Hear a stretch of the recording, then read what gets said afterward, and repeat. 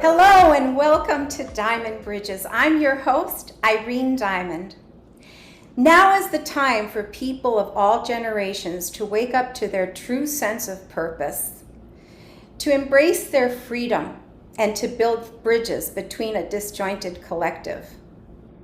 The guests I have brought together today cover a wide variety of skills and experience, which we will tap into. But at the crux of all three of their missions is a driving compassion for women and children. We on the outside don't understand when people commit crimes, but we also don't understand the demoralization a female convict faces when they go to jail. There is no justice in a system that continues to unduly punish formerly incarcerated women who have served their time and paid their debts to society. My first introduction today is a millennial woman who has created a nonprofit organization focused on helping to connect previously incarcerated women with employment training, mental health support, lifestyle resources, and opportunities for job placement by improving their re-entry into the workforce and reducing the chance of repeat offense. Brooklyn-born and a political science graduate of Hofstra University, whose first job out of college was for a California congressman on Capitol Hill, wife and mother of two sons whom she calls her squad, it's an honor to welcome Allison McNair. Hello. It is so great to be here on today. Thank you so much for having me, Irene. Thank you for being here. My next guest is a woman's activist who considers herself privileged for having loved a lot of people through some tough times. Writer and editor with a background in fundamentalist behavior, the themes of her talent are centered around redemption and taking care of vulnerable people. Please welcome Dawn Marks.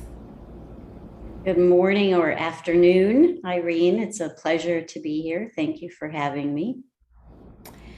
With master's degrees in public policy and the business of entertainment, and an entrepreneur, the way I can best describe Chloe Love, my other millennial guest today, is a Renaissance woman with a passion to create leaders. Founder of Success Academy and the 10 Success Commandments, and originator of brand morphing, Chloe's own brand is to create space for diversity and to learn from each other. Owner of Chloe's Corner in downtown Brooklyn, please welcome Chloe Love. Hi, Irene. Thanks for having me. I am the blessed one here. Dawn, you're not afraid of hard conversations. I understand you participated in a women's march recently. What was that like? And were you really arrested for protesting? I was, and actually I've been arrested twice, both times related to Supreme Court nominations. I was arrested during the Brett Kavanaugh confirmation hearings, and then went back for Amy Coney Barrett and was arrested with her. And what was it like? It was a really privileged arrest. I am a middle-aged white woman. I was asked when I was in the rotunda, would you do you want to be arrested? I think for many people, that's not a typical way that they get arrested. So, I was like, yes, I really do want to be arrested. Please take me away. I had my own, personal escort. I did get plastic handcuffs, zip ties, and it is really uncomfortable. I was probably in those handcuffs for a couple of hours. Again, a very privileged experience. I got put on a very comfortable Greyhound air-conditioned bus with all of my fellow women that were arrested, and processed through that, paid my fine. As I walked out, I was met with applause by other protesters, and I was fed pizza. So that's the experience of getting arrested. Very different than what I know is the typical thing. It is also kind of the way when you're protesting in Washington, D.C., that a protester would get arrested. So. Oh, interesting. Allison, you had one of those aha moments from a pure place when you realized you wanted other women to have the same opportunities you've had. Was that moment the beginning of your nonprofit idea, or exactly how did things evolve? Well, that aha moment was while I was working for a defense contractor in DC, and I was going into a colleague's office, and it literally was just a random thought of not necessarily focused on women, but just people who've been incarcerated. And it was a very naive thought that said, hey, if I could teach people how to dress and I can teach them etiquette, someone who's been incarcerated can run Fortune 500 companies. They can have the opportunities that I have been afforded in my life. And although it was a very naive thought, it was a very pure thought. And from there, I kind of went down and said, okay, well, I need to teach people how to dress. So I had this all planned based on this initial naive thought. And then in 2018, that's when I guess I kind of had a turnaround moment where I knew I was supposed to be doing something, but I wasn't sure what it was. And I literally just started praying to just say, okay, what direction should I be going in? And that thought that was in 2008, 2009 came back up in 2018, which was to start a nonprofit for people formerly incarcerated. And this time around, I actually did the research to say, okay, what programs are out there? Because to me, substance is what matters, as opposed to just having my name on a bus, if you will. So when I did that research, I began to gather information and speak to other people in the nonprofit industry. And there was a young lady that I held in high regard. And she said, I think you need to focus on women. And I was thinking, is she serious? Does she not know the predominant population is men? Why would I focus on women? And she shared a story with me about her husband and that he was incarcerated. So she had firsthand knowledge of what that experience was like. And she told me very bluntly, she said, it's going to be hard for a woman to teach a man coming out of that situation than it would for a man to teach a man. So you should focus on women. And I began to do my research. And what I found is that because men are the predominant population that's incarcerated, most programs are geared towards men. And women have a psychological, a physical, and an emotional need that these programs just does not tend to. And that's how we really begin the journey of putting together curriculum. Yes. And I would imagine that in contrast to what she said, a man probably can help a woman as well as a woman helping a woman. So absolutely. Yeah. And I think of it even from a perspective of a mother. A lot of our perfectors, as we affectionately call them, they're moms.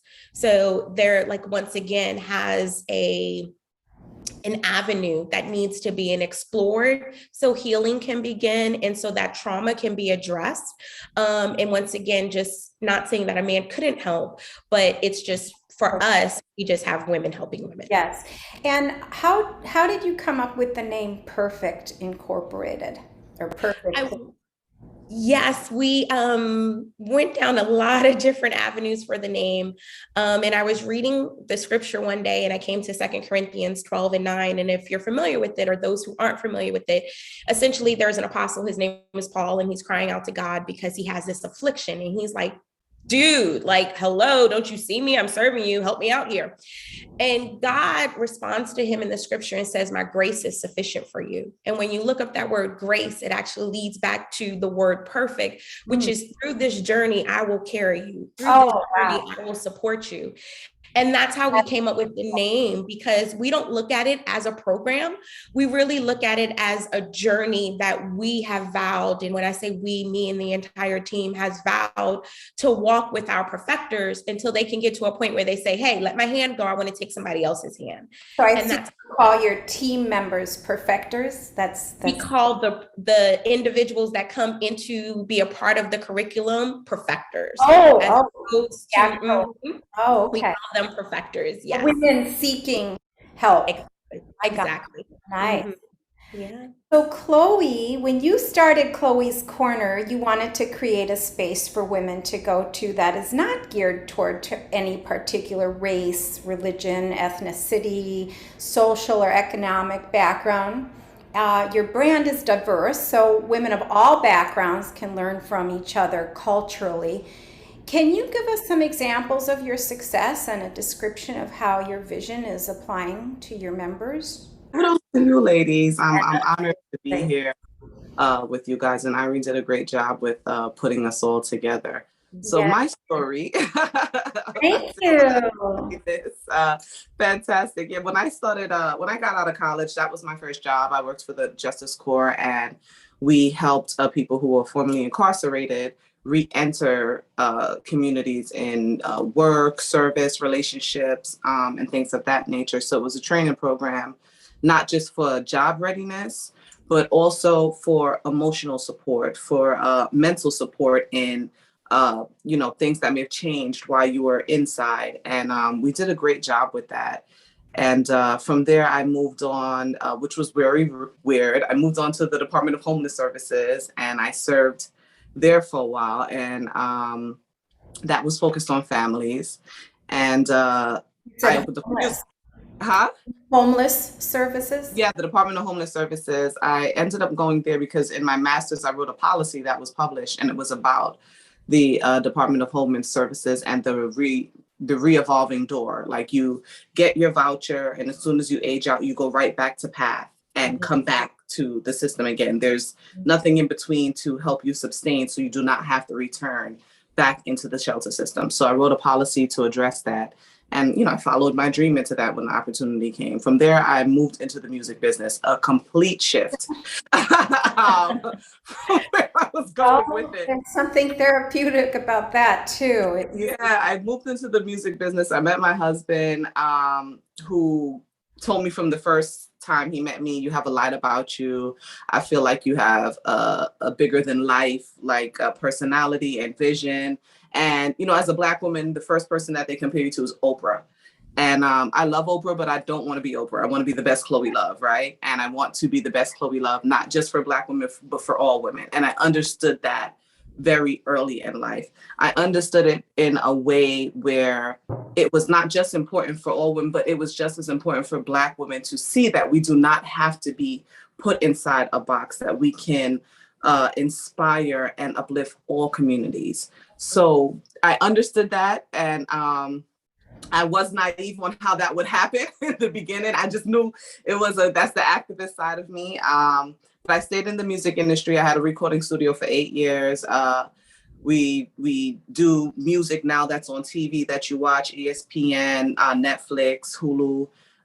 We work with artists, but being a woman in that space is what prompted me to move to the next step. So we moved, and looking to the next steps, I knew I wanted to do something in women's empowerment. I knew I wanted to do something to give that voice for the things that people aren't thinking about. Sometimes when we think that voice, it's when it comes to women's empowerment, it's a lot of the times paired with sexual harassment or domestic violence. It was so specific when I started this in what women's empowerment looks like. And I wanted to kind of change the tone of that, that we can empower without being something from a place of always being victimized, but just enlightening. And we didn't need something to happen to empower each other, uplift each other. So I started with Women with Voices, and then I started the award ceremony, in which I was met with someone telling me, oh, why don't you wait for your nonprofit to have a little more notoriety before you start your award ceremony? So she wouldn't partner with me. She was a big TV producer. And I thought about it and I said, no, I don't need anyone's permission to tell me that I can uplift my sisters or I can award them for being great. And something that I thought would have like 30 people, our first year, we had 157 people come out. Wow. We planned it in less than 60 days, just off of, that authentic want to do it. And we went from place to place and we would ask people to host free workshops. And I got tired of asking people to use their space and like waiting on people. I hate waiting on people. I hate waiting for someone to give me something. So I'm from Brooklyn, born and raised. And like, I have this alter ego that be like, I'm so Brooklyn. And I always start stuff like that. Like, I'm so Brooklyn. And one of my I'm so Brooklyn sentences is that I'm gonna have a place by the Barclays Center because that's as Brooklyn as it can get. And I opened up a place by the Barclays Center. Oh, it's such a cool place. Chloe's Corner. Well, I think what all four of us have in common is that coming from that place of naivety, because you have to have faith, right? You have to have a faith like a child sometimes. Yes. I love that you said that. It's literally childlike faith, that imagination that you can manifest what you can't see. So it's really beautiful that you put it that way. You have to go back to that childlike faith. And what's beautiful about children is that they're not tainted by those societal things yet. That's why they have that faith. So it's like unlearning all those things that have been programmed to us to lose that faith and go back to that childlike self. So it's not a bad thing when you tell people that. It's actually a compliment. Yeah. So, yeah. That's really cool. Let's take this to the dining room. This is great. Oh my gosh. All right. Cheers, everyone. So great to be here. Repeat offender statistics are staggering. Within 3 years of their release, 2 out of 3 people are rearrested, and more than 50% are incarcerated again. Let's talk about identity transformation. Allison believes that a forward progression involves 2 big questions. Where are we going? And where should we be? Can you elaborate on that and how you've developed answers to those questions so far? I think where we're going is really kind of identifying, okay, when you go to the mall, here's always the greatest example. When you go to a mall that you're unfamiliar with, the first thing you do 9 times out of 10 is you find a map. And on that map, they're going to have a circle there that says you are here. And before you can head to whichever store that you're going to, you got to identify where you are before you can know, am I going to the blue section? Am I going to the red section? So forth and so on. So we can have all of these ideas of what do we want to do? What's going to happen? But first you got to say, okay, where am I? And then what's the best way to get there? Our society, in my opinion, has failed miserably when it comes to people who's formerly incarcerated, because when they're released, all they want to do is keep them where they were, as opposed to showing them the possibilities of where they can go. So when you're released, you get an application, you apply for the job. First thing on the application, they want to know, have you committed a felony? You go for housing. Have you committed a felony? Some states doesn't even allow for some people to obtain state resources because they've committed a felony. So what happens is that what's perpetrated is you're a felon, you're a felon, you're a felon, you're a felon, everywhere that they go. And then we look at the numbers that you just mentioned, Irene, and we wonder why are the 50% of people are a part of recidivism? Why are they going back? And it's because we haven't given them the opportunity to go from where they were to get to where they want to go. And we as a society has to do much better with how we treat people formerly incarcerated. Our women are strong. They're smart individuals. They are uplifting and empowering in their own right. Anyone who volunteers with our organization, I can 100% say that they come in with one perspective. And then after they intern with us or they volunteer with us and they meet the perfecters, they see what we do, their perspective, their mind is revolutionized. And everything that they had in their mind, whether it was biased or unconscious bias against people formerly incarcerated, it's broken down, no doubt. Well, and I'm thinking about, so one of the most profound moments on this journey was after the first time that I got arrested and I got my pizza and my bottled water, applause, I sat down with a group of African-American women who had been activists like forever. And I think there was one Indigenous woman who was there, and me and all my, this is the first time I've been arrested, and oh my God, our democracy is on the line. And this thing that happened in 2016 is the thing that has blown up our democracy, and it's at risk. And I will never forget this very gracious and kind Black woman looked at me and she said very patiently, "Some of us have always known that." And I've got goosebumps right now. I was floored. It was like, I am at that time, what was it? This was 2018. So I'm 55 years old. And only because my world has been rocked. Mm-hmm. I clearly have not been seeing the bigger picture and, Constitution and a Declaration of Independence that is supposed to be equality and justice for all. But when that woman graciously said to me, "Some of us have always known that," there are a variety of ways that I could have responded to that. One would be defensively, right? Like, what are you doing telling me? Being open, being quiet, listening, letting the people that are knowledgeable and in the space, Chloe, stepping forward for you and saying, why are you talking to my husband? He doesn't have anything to do with this. I'm the boss. So, stepping back and letting the people who know do their thing and saying, "I'm here. If there's something that I can offer, please come to me." But I'm the person who's taking guidance and direction from you, not the one that's the expert, because I'm definitely not in this space. And you can answer that. I always got a little bit of sass with everything I say. I could have been like, "Well, girl, we here now. So what we doing?" I could have been like, "Well, we here now. Since I'm here with you, we locked up together. What are we doing?" Right.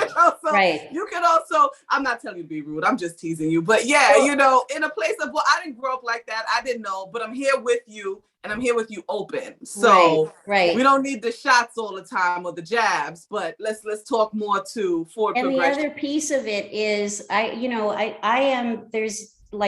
have a strong faith in God. So who I am and how I respond to things is like part of how I'm just wired and created by God. Yeah, absolutely. I have actually never been afraid to kind of step out there and do the thing, but I see it now as, okay, the space I am in is I am a middle-aged white woman who is surrounded by other white people who are relatively privileged. And what I'm going to do is I'm going to keep poking the giant, right? Yeah. And I'm going to keep, so my platform is very small, but every opportunity that I get in that space, I'm going to be poking.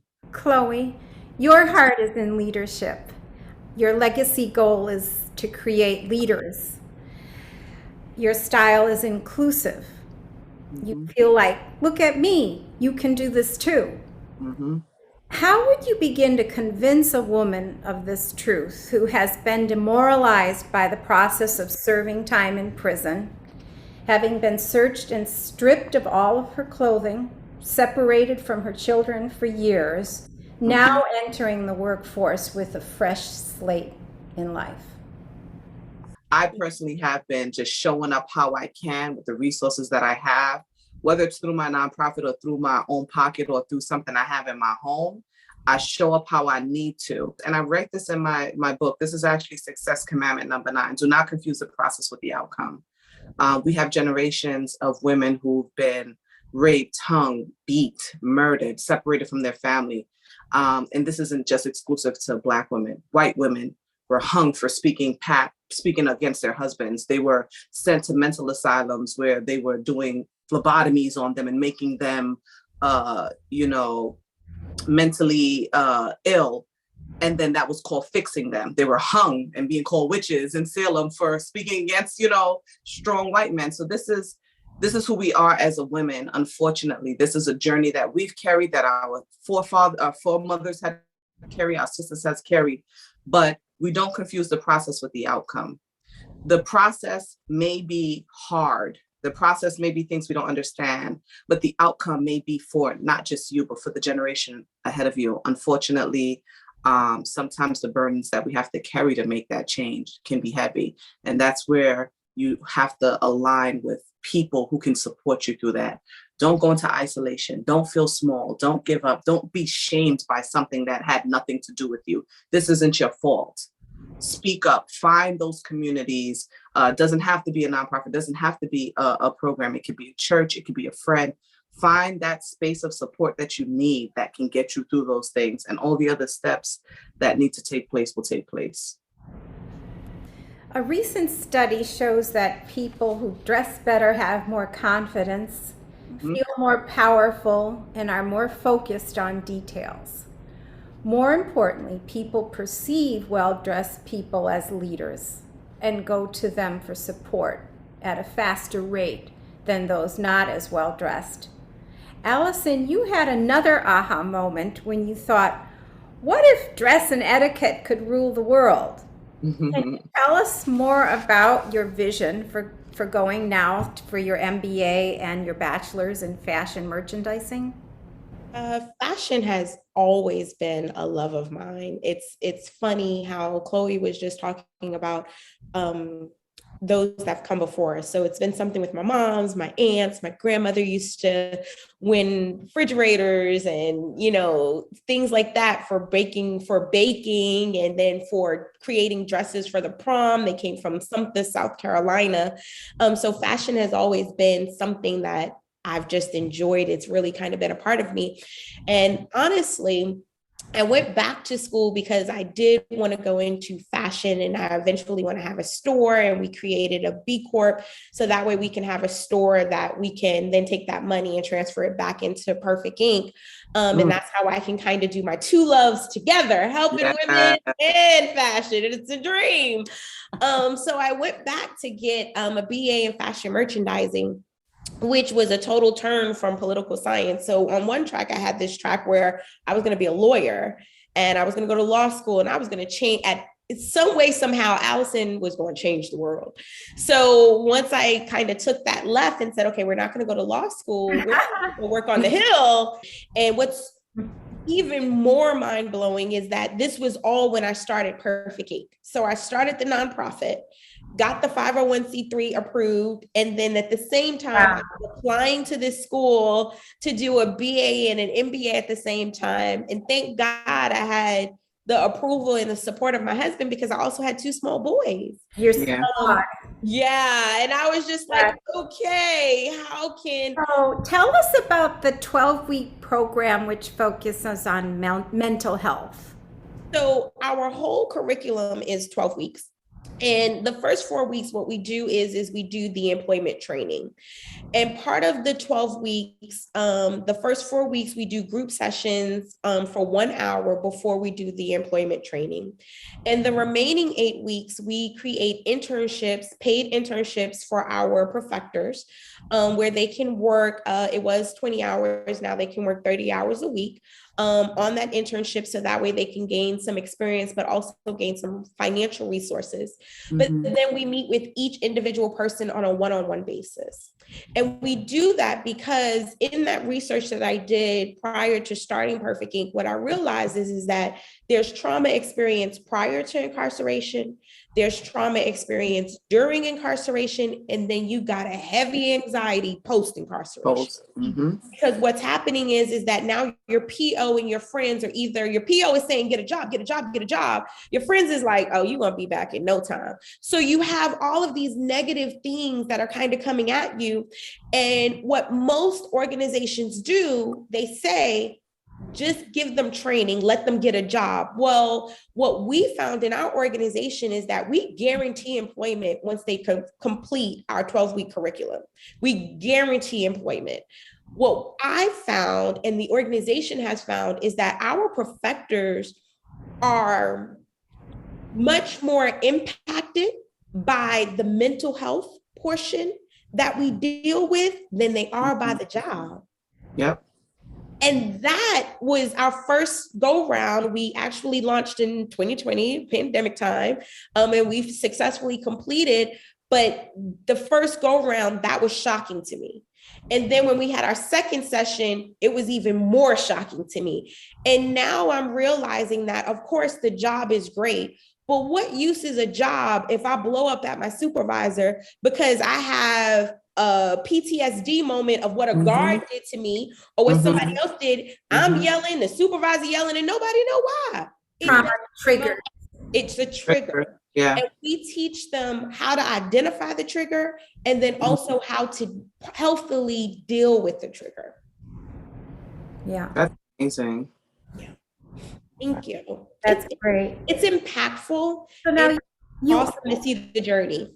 You also offer women lifestyle coaching. Mm-hmm. So our lifestyle coaching is that day to day. So we allow them to give that space to express and to know that their feelings are important. Whatever pressures they're feeling, whatever emotions they're feeling, we allow them to let us know what those are. We give them the time to be heard. One of the exercises that we do, and I partnered with Game Changer, Masha Martin, she actually came up with the lifestyle coaching piece of our curriculum. And what she does, the exercise that we do is that the perfecters have to write a letter introducing themselves. And we don't give them any guidelines. All we say is write a letter introducing yourselves. And when they write the first letter, 90% of them will start the letter by saying, I'm a felon. Mm-hmm. Mm-hmm. And they write their letter. Mm-hmm. And when we go back, we then say, okay, now read your letter to all of us. And we keep it an open session. And when they realize they all identified as a felon, we say, why did you identify that way? Why didn't you introduce yourself as a mom, as a beautiful woman, as all of these positive adjectives? And we allowed them to begin to examine themselves to say, where am I? So this is this locating yourself piece. Where am I? Why am I thinking like this? What has impacted this thinking? And after we do that for a couple of weeks, we deal there, then we have them to rewrite the letter and to see the mind shift from that first letter to that second letter. It's magnificent. It really is, because you will see the light coming on to say, yeah, why am I introducing myself as a felon? I'm so much more than that. And like Chloe was saying, is that people just need to know you support them, and they just need to be reminded of who they are and who they're created to be. And that one decision or 10 decisions or 3 decisions, however many times you were locked up, it doesn't have to define the rest of your life. Mm-hmm. And one thing that a lot of organizations do, they say, oh, second chances are important. And I know that it's a phrase, but for me, I cringe when I hear it, because who cares if it's your second chance? Who cares if it's your third chance? You should get as many chances as you need to get it right. Point blank, period. And that's what we try to instill. It doesn't matter what the error was, whether it was your fault, whether it was not your fault. Today is a new day with brand new mercies, and you can go after whatever it is you want to go after. 100%. I was thinking about also, what you said about locating personally and recognizing the stories that people have, pre, current, and then, post in that situation. But one of the eye-opening things I had as a homeschooling mom, and of course we're all moms, is how many assumptions, for me specifically teaching my children, how many assumptions I made about where they were. Like I am 59 years old. I have a certain amount of experience and knowledge and experience, but to back all of that up to a place that's the actual beginning for the person that I'm with, for the student that I'm sitting there with, for the person whose paper I'm editing, I tend to make all kinds of assumptions that they're here and actually they're back here. And so to stop and understand, as you said, the story before they got to jail, the story when they got in jail. If you don't have that, if you don't have an understanding of where people are starting, you can't just say, okay, now here's your second chance, here's your job.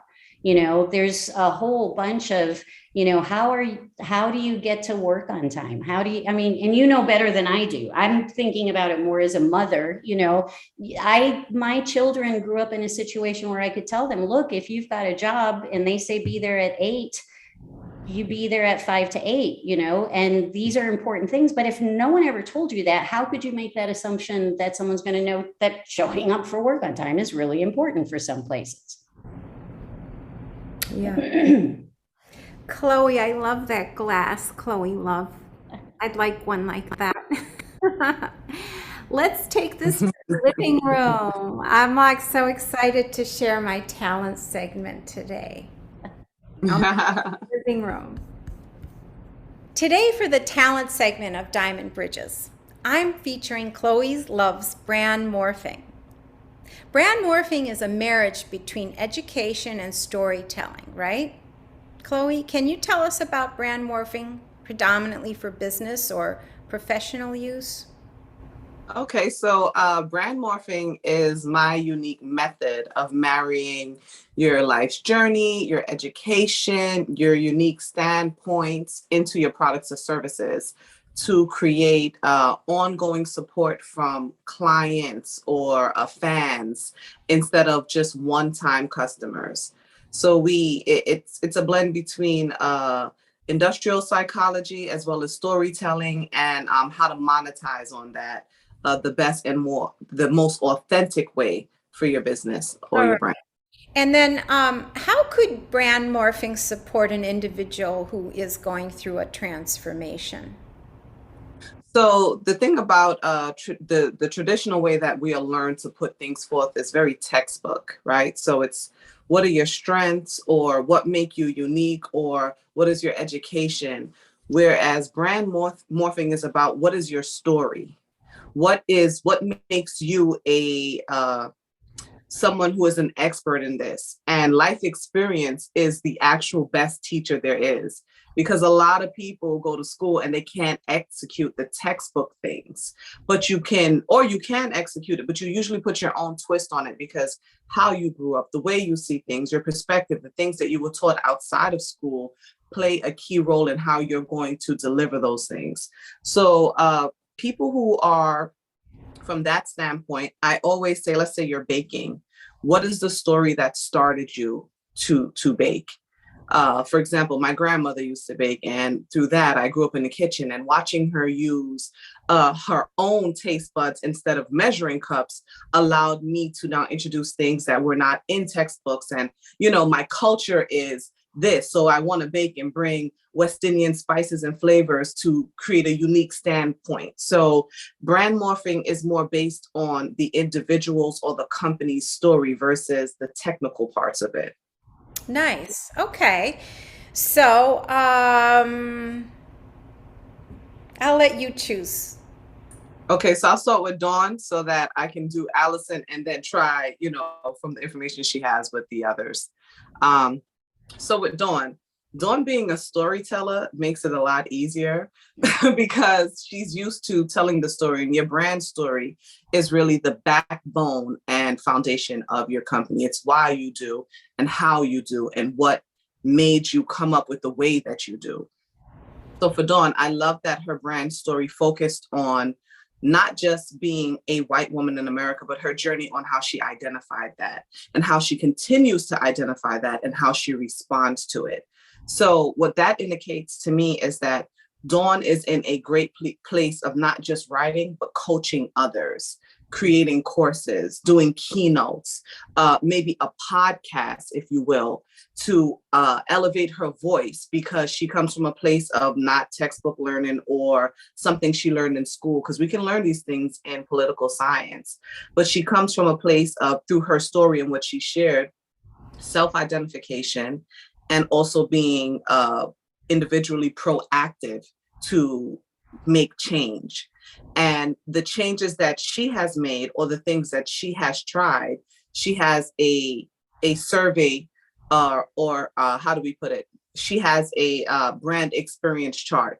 So your brand experience isn't just the experience that you have, it's also the experience that other people are having when they come in contact with your brand, right? So Dawn has this data of information on how people are responding to the things she's saying, how she's responding to the things that's happening, and the change, the outcome that it's making. That serves for a great place of a service based around that, because she comes with the story, the process, and the solution, the outcome of how people are responding to it. So she has those test subjects. Dawn has a great way to monetize by way of ebooks, by way of podcasting media, which would be the best way, especially in these digital times, to get her voice across. And she comes from a place of credibility, because she's not reading this in school and saying, this is what the book says. She's saying, this is what served for Dawn. So Dawn is, would be easy to reach women that are in her space, or women who are trying to teach women who was where she was at prior to becoming where she. So that's a great targeted market. What did I need when I was there? What was I thinking? What was I lacking? And then she can curate that with her story to speak to that targeted market. So I think that Dawn would be great for public speaking, curriculum-based programs and resources on how to get through where she was, what she did, and what the outcome was, in order to hope that people can take that and use it the way, either textbook how she's serving it, or in their own ways with that as a foundation to have the same outcome. Oh, wow. That's awesome. Any response to that, Dawn? Yes, gathering my thoughts. So one of the issues, and Allison goes through this because you've got a nonprofit, and Chloe, you also have some nonprofits, and frankly, this woman has been nonprofit all the way. So I do a lot of mentoring. I have a friend that I do work for who is women who are, it's from a women's college, but they're nurses who are coming back and they want to get a master's degree. And I am the writing consultant because in order to get through that program, you have to be able to write, and there's publishing and all of that kind of stuff. So I do make a nominal amount of money per paper, but really my role with these women is I'm just so in tune with the fact that these are women who have probably been working for 20 years and haven't been in a classroom for that long. And the typical nursing program is not teaching writing. Yeah. And so for me, the thing that I have in mind is I want to be that nurturing, encouraging editor who says, okay, this is what you have. And I put a huge amount of effort, because a lot of times those papers come to me and I'm like, oh, I'm not really clear what and you indicated writing a lot. You speak about writing a lot. I think if you curate, let's say you made a course called Use Your Words, right? When we think words, we think voice. But in order to cultivate that voice, I love the fact that you said you journal. But even though journaling is something that is isolated, it could be something that is preparatory. And it could be something that gets your words and your thoughts gathered, structured, and concise before you actually voice it. So using your words can be something that shows you from the paper to the actual audience, right, on how to use your words here, structure it properly, articulate it well, because that also arms you with confidence, right? Once you get it right here, then you can get it right there. So that may be a perfect niche for you to marry all of it in, nurture them from a place of literature, but also from a place of activism. Mm-hmm. your brand is using your words, right? And using your words isn't just a place from writing. It's became a place from activism into writing. I think your style of writing, when it comes to resumes, especially, is a part of activism. It's like activate. It's advocating for yourself on why I am worthy and special, or why I am just the right fit for you. And it's a unique way of creating resumes or creating stories that isn't just about textbook style. But when you meet people, and I think that the way you do it is there's something to be said there for, like I said, a course and formal training for people, because that will be the differentiation factor when you go speak to someone and they just have the paper versus now I have you. And if that paper can replicate what I'm seeing in front of me, and you've been able to articulate that well, more than likely you'll be the person that's chosen.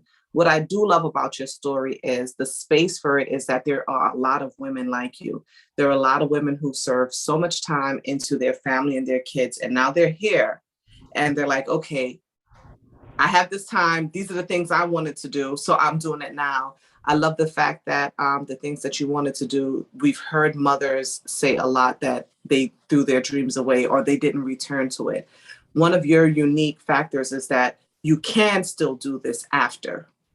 You can still do this at this age. And you she can have a lot while she was. Yeah. And she's been doing a lot. But in the sense of following her specific dreams and her passion in this is that she can do it, and she can show other people how to do it in this age group. When people think that, oh, that was for when, I was in my 20s or before I had kids. She's like, nope, this is now. I'm doing this now, and this is how I'm doing it. This is how you can do it too. I think with most of the time you have, it would be organization and distribution, what the goal is. So I use me, for example. My goal is to create philosophies, programs, and resources so that people can show up as their best them in life. That's it. That's the mission, right? How do I do that? I distribute it by way of my space, Chloe's Corner, my online academy. I may write a book. So once we get to the umbrella academy of what you want to do, how we distribute and how you serve in that is where we would break down through brand morphing. I can give a quick synopsis on here, but this is something that takes either weeks or sometimes months to get the model properly, so that when it's time to just distribute that talent, it makes sense for you the way you need it to. But I feel like you have a lot where you can target a certain group of people that may have thought that it was too late for their dreams, and you show up in that way. Your writing ability on how you do it from a place of advocacy as well as using your words in a literal way is very unique, and it's unique to your journey because you are an advocate. You have fought for people's rights and their voice, and you're teaching them how to use their words to use their words. Yes. So I feel like you have a very beautiful story, and it's just about getting it together, straightening it out, and distributing it in the right way that is authentic to you.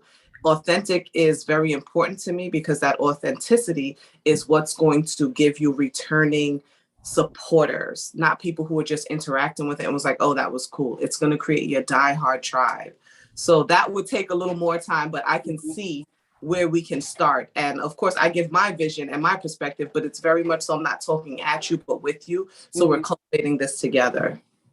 Nice. Beautiful. Love that. Excellent. You're a great teacher, Chloe. Oh, thank you. All right. I think that would be great. That's so dawn to me. I'll take it. What we love. I'm going to write a song about that. All right. Let's go on to Allison. Wow. Well, I love both ladies' stories, and it was really a pleasure to be here. What I loved about what Allison said is that she starts from her brand story coming from a place of talking about how she thought it was a place of being naive, right? That I thought that arming yourself on the outside wouldn't arm you on the inside. But throughout history and throughout her experiences, she learned that that was actually true. So she had this incentive and this indicator that there's a correlation there, but she just couldn't put her finger on it. But throughout time, as that voice, that conscious, her little Jiminy Cricket back there, egging it on, she started to have the conversations. And as she said, it wasn't about getting a fancy name somewhere. She did the core, and this is big for the brand story. She did the core due diligence to understand the statistics, the correlation between self-esteem and presentation, what the numbers are that people who show up one way, how they're showing up on a projectory outcome in the world, as well as the mental space of where you had to be to do that. That, I think, is the biggest factor that is game changing for her, because we are met with a lot of programs that are very actionable, but we haven't gotten to mindset. And mindset is something that I teach a lot. That's what I start with. And in my new accelerator program, my 12-week accelerator program, there's also a weekly session just for that. So I really respect Allison and for putting that part in, because it also talks to the due diligence that she put in. Her due diligence is what's going to give people the trust factor, the amount of information that she has, and the unique things that she implemented that other programs don't. And her going back now, so we go from the nonprofit to the for-profit. I love that it can support each other through the store, because the for-profit is now a reflection of that Jiminy Cricket. So now I'm going to make a business out of this where I can help others do so. And while I'm helping others do so, I can use those funds to pay it forward to those who may not be able to afford through the boutique, but push that forward. I think overall, Allison's brand story is great for a businesswoman and a nonprofit woman, but a keynote speaker. And the keynote part of it is how she's able to tie multiple things together under one umbrella and make it one forward action. And that's very hard for people to do, especially as women. When we have multiple things that we want to do, or we're multifaceted, we are met with, you're doing too much, you're all over the place. But when men do it, they're Renaissance men. So I feel that Allison has a very unique positioning through her mindset and the things that she is acquiring to showcase how you can be a Renaissance woman and still be organized, and not a jack of all trades, because a jack of all trades means that you king none, but that she can king all of them unanimously. Mm-hmm. I think that's a very unique key point on how to structure, organize, and follow multiple dreams to come to one streamline. Mm-hmm. Yeah. Thank you. As well as ebooks, courses, and things like that.